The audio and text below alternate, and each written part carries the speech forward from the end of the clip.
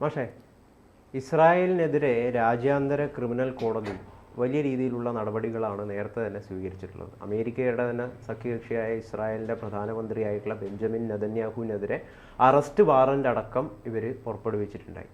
ഇപ്പോൾ ഇത് തീർത്തും അടിസ്ഥാനരഹിതമായ രീതിയിലാണ് ഇത്തരം നടപടികൾ ഈ ക്രിമിനൽ കോടതി എടുത്തത് എന്ന് ട്രംപ് ഇപ്പോൾ പറയുകയും ചെയ്യുന്നു. ഇതിൻ്റെ ഭാഗമായിട്ട് എല്ലാ സാമ്പത്തിക സഹായവും ക്രിമിനൽ കോടതിക്ക് നൽകിയിരുന്ന എല്ലാ സാമ്പത്തിക സഹായവും നിർത്തലാക്കുകയാണ് ചെയ്യുന്നതെന്നും ട്രംപ് ഇപ്പോൾ പറയുന്നുണ്ട്. ഇത് ഏതെങ്കിലും രീതിയിലുള്ള ഒരു പ്രത്യാഘാതം ഉണ്ടാക്കാനുള്ള സാഹചര്യം ഉണ്ടോ?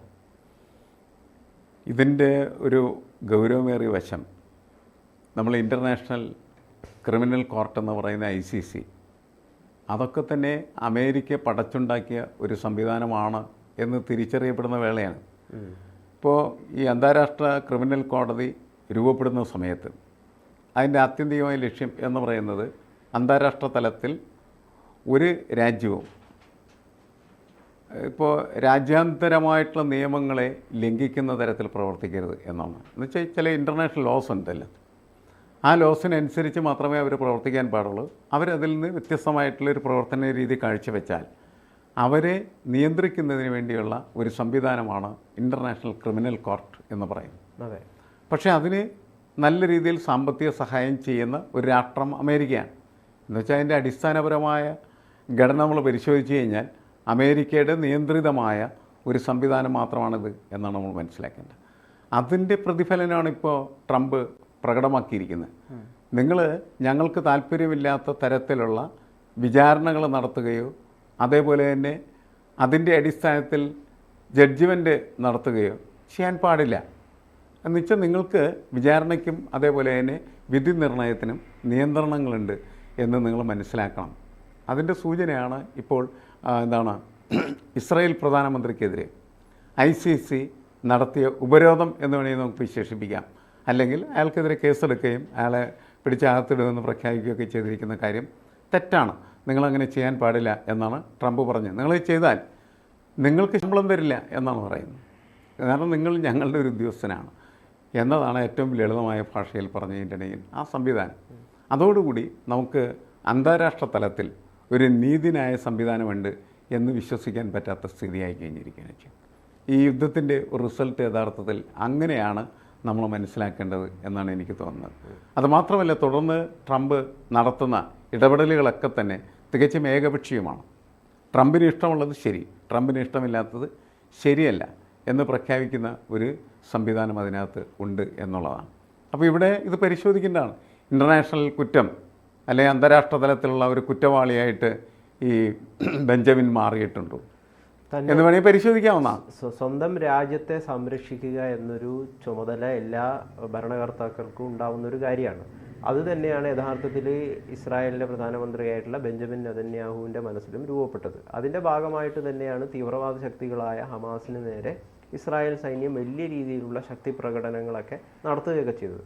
അതിനെ ഒരു വലിയൊരു ഒരു തെറ്റായിട്ട് എന്തിനാണ് കണക്കാക്കുന്നത്? കാരണം അത് സ്വാഭാവികമായിട്ടുള്ളൊരു നടപടിയല്ലേ എന്നാണ് പല ആളുകളും പൊതുസമൂഹം ഇപ്പം വലിയ രീതിയിൽ ചോദിക്കുന്നതാണ്. അല്ല, ഹമാസിനെതിരെ നടപടിയെടുക്കുന്നതിന് പൊതുസമൂഹത്തിന് അഭിപ്രായ വ്യത്യാസമായിട്ട് കാര്യമില്ല. ഹമാസ് തീവ്രവാദ സംഘടനയാണ്. വല്ലാത്ത തരത്തിൽ ആളുകളെ ഉപദ്രവിക്കുകയും കൊല ചെയ്യുകയും ചെയ്യുന്നതായിട്ടുള്ള കൊലയാളി സംഘടനയാണ്. അപ്പോൾ അവർക്കെതിരെ നടപടിയെടുക്കുന്നതിന് ആരും അഭിപ്രായ വ്യത്യാസം പറഞ്ഞിട്ട് കാര്യമില്ല. അഭിപ്രായ വ്യത്യാസം ഉണ്ടാവും, അത് പറയുകയും ചെയ്യാം. പക്ഷേ അതിന് നമ്മൾ ന്യായീകരിക്കേണ്ട കാര്യമില്ല. അത് വർഗീയമായിട്ട് മുസ്ലിം സമൂഹത്തിൻ്റെ കൂടെ നിൽക്കും. സമൂഹം എന്ന് നമുക്ക് പറയാൻ പറ്റില്ല. മുസ്ലിം തീവ്രവാദികളുടെ കൂടെ നിൽക്കുന്ന ആളുകൾ മാത്രമേ അതിനെ ന്യായീകരിക്കാനായിട്ടുള്ള സാധ്യതയുള്ളൂ. അല്ലാത്ത ഒരു ന്യായീകരണത്തിന് പ്രസക്തിയില്ല ശരിക്കും. അതായത് പലസ്തീൻ എന്ന് പറയുന്ന പ്രവിശ്യയുടെ ഒരു ഭൂതകാലം നമ്മൾ പരിശോധിച്ചാൽ യാസർ അരാഫത്തിനെ പോലെയുള്ള വലിയ ശരിക്കും പറഞ്ഞ പീപ്പിൾ ലിബറേഷൻ ഓർഗനൈസേഷൻ എന്ന് പറയുന്ന സംഘടന രൂപപ്പെടുത്തി അവർ നടത്തിയ വിമോചന പോരാട്ടങ്ങളുണ്ട്. അതിനെ വിമോചന പോരാട്ടങ്ങളിൽ നിന്ന് വിളിക്കാമായിരുന്നു. പക്ഷേ അതൊക്കെ മാറി അതിൻ്റെ സ്ഥാനത്ത് ഹമാസ് എത്തിയപ്പോഴേക്കും അത് തീവ്രവാദ പ്രവർത്തനമായിട്ട് മാറി. കശാപ്പിയയിൽ മാത്രമാണ്, വേറെ ഒന്നുമില്ല. രാജ്യത്തെ സംരക്ഷിക്കലോ അല്ലെങ്കിൽ രാജ്യത്തിൻ്റെ പരമാധികാരത്തിന് വേണ്ടിയിട്ടുള്ള പോരാടുന്നതായിട്ടുള്ള സ്വാതന്ത്ര്യ പോരാളികളുടെ സംഘടനയാണെന്നൊന്നും അവരെ വിശേഷിപ്പിക്കാൻ പറ്റില്ല.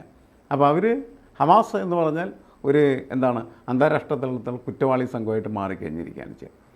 അപ്പോൾ ഇപ്പോൾ തന്നെ പാകിസ്ഥാനുമായിട്ട് ബന്ധപ്പെട്ട് ഇന്ത്യക്കെതിരെയുള്ള പോർവിളികളിൽ ഹമാസിൻ്റെ ശബ്ദം കാശ്മീരിൽ നിന്ന് കേൾക്കുന്നുണ്ട്. പാക് അധീന കാശ്മീരിൽ നിന്ന് ആ ശബ്ദം ഉയർത്തും. അതെ, അവരവിടെ വന്ന് വരുന്നുണ്ട്. അപ്പോൾ അങ്ങനെ എല്ലാ സ്ഥലങ്ങളിലും ഇടപെടുന്നവരായിട്ട് മാറിയാൽ അവരെ എതിർക്കുന്നതിന് ആർക്കും അഭിപ്രായ വ്യത്യാസം ഉണ്ടാവില്ല. പക്ഷേ പ്രശ്നം എന്താണെന്ന് വെച്ചാൽ പലസ്തീനിലെ ഇസ്രായേൽ നടത്തിയ ബോംബിംഗ് എന്ന് പറയുന്നത് എവിടേക്കായിരുന്നു? സ്കൂളുകളിൽ അവർ ബോംബിട്ടു, ആശുപത്രികളിൽ ബോംബിട്ടു, അഭയാർത്ഥി ക്യാമ്പുകൾ ബോംബിട്ടു. എന്ത് അന്താരാഷ്ട്ര നിയമമാണ് അവിടെ നിലനിന്ന് എല്ലാം ലംഘിച്ചിരിക്കുകയാണ് ചെയ്യുന്നത്. ഒരു കാരണവശാലും സ്കൂളുകളിൽ ബോംബിടാൻ പാടില്ല, ആരാധനാലയങ്ങളിൽ ബോംബിടാൻ പാടില്ല, അതേപോലെ തന്നെ അഭയാർത്ഥി ക്യാമ്പുകളിൽ ബോംബിടാനായിട്ട് പാടില്ല.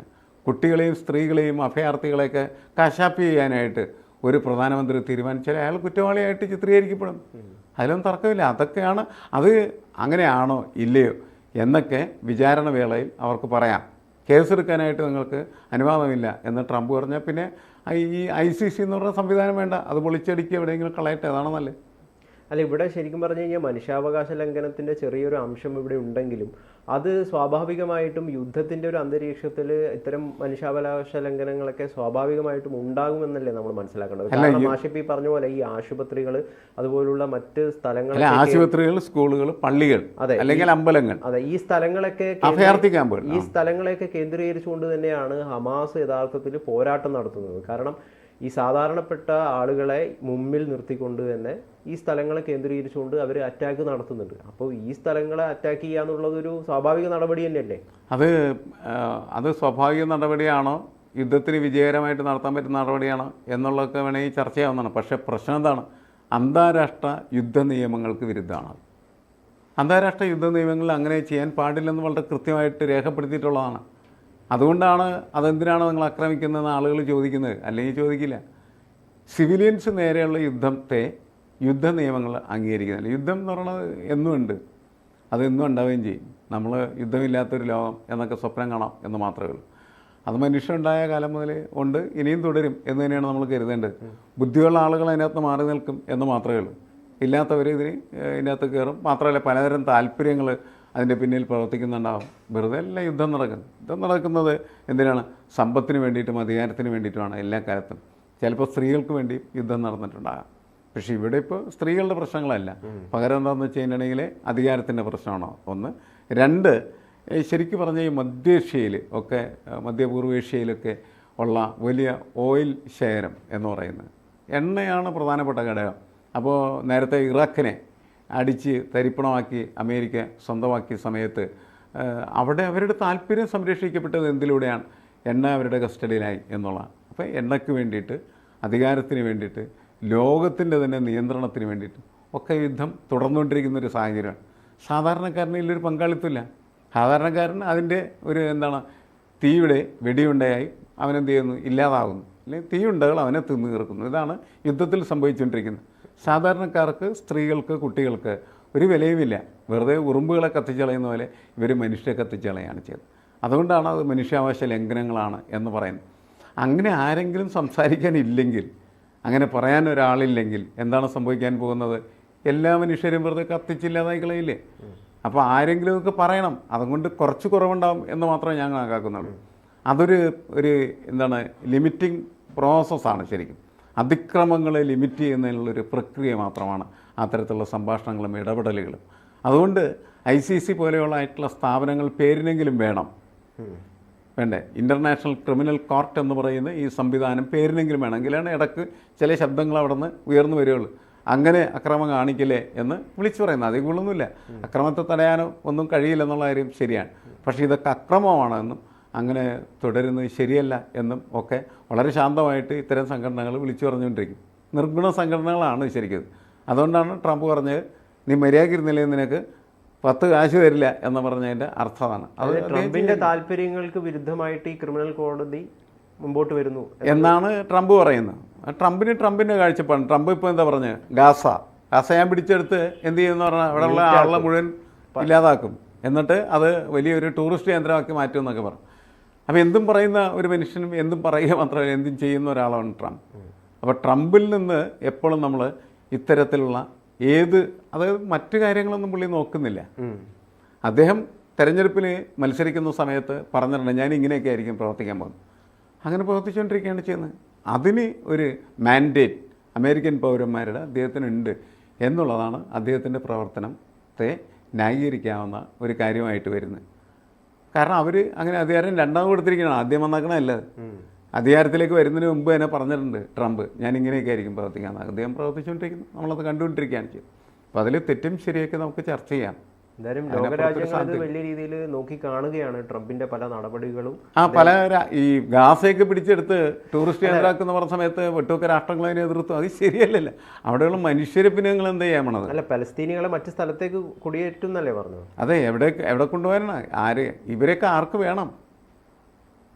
അതൊരു പ്രശ്നമല്ലേ. ഇയാളിങ്ങനെയൊക്കെ പറയും എന്ന് പറഞ്ഞത് പലസ്തീനെ എടുക്കാൻ ആരാണുള്ളത്? പലസ്തീനികളെ, ദരിദ്രന്മാരും അതേപോലെ തന്നെ വീടില്ലാത്തവരും എല്ലാ തരത്തിലും നിർദ്ധയമായിട്ടുള്ള രീതിയിൽ ജീവിക്കുന്ന ആ മനുഷ്യരെ ആർക്കും വേണ്ട.